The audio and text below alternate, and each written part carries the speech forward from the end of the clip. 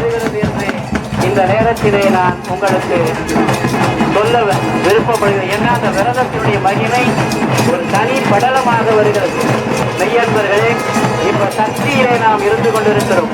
சஷ்டி விரதத்திலே இருக்கிற அன்பர்கள் எல்லாம் சூர சம்ஹாரத்திலே கலந்து கொண்ட உங்களுக்கெல்லாம் நோயற்ற வாழ்வும் குறைவற்ற செல்வமும் உலகப்பெருமான் அருள வேண்டும் என்று பிரார்த்தித்து இப்பொழுது 4வது நிலையிலே புலி தலையோடு வருகிறார்.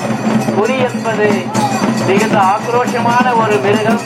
இப்பொழுது நீங்கள் எல்லாம் கண்ணார காட்சி என்ற அளவிலே பார்த்து கொண்டிருக்கிறீர்கள்.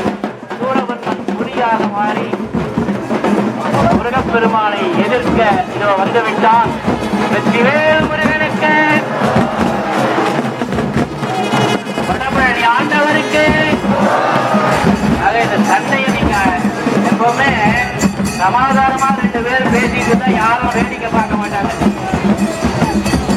நடக்கிறத நான் சொல்றேன். 2 பேர் கைகோத்து பேசிக் கொண்டிருந்தால் விரும்பி பார்க்க மாட்டார்.